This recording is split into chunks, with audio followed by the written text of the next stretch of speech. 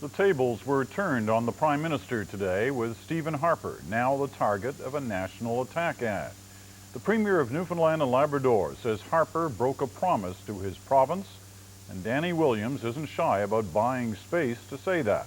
Last night, our chief political correspondent, Keith Bogue, told us the ads were coming. Today, he was tracking the fallout. Keith.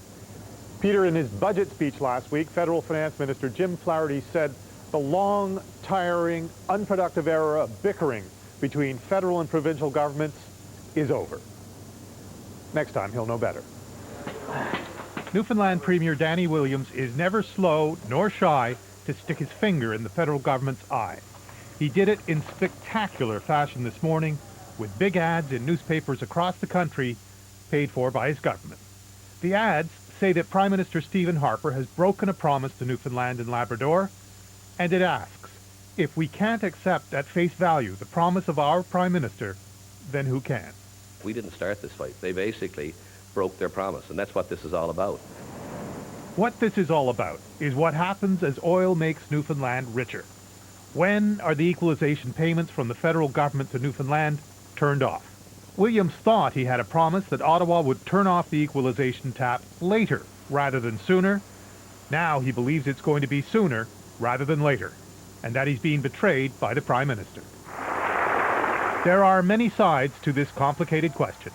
Some argue that Newfoundland already has a very good deal negotiated when Paul Martin was Prime Minister, and Williams just wants an even better one. Personally, I don't think he's going to get it, but that's the substance of what the argument is. He's basically getting, I think, a little bit too greedy for his own good. Order! But, greedy or not, a promise is a promise.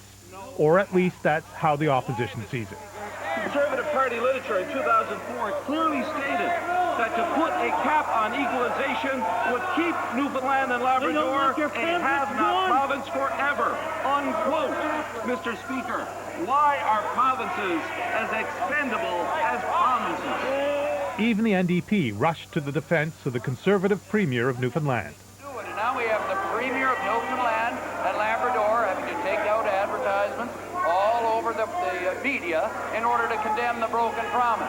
So the question to the Prime Minister, why did he break his promises? The Prime Minister said no promises had been broken. He said Danny Williams is grandstanding, and even the Liberal leader in Newfoundland knows it.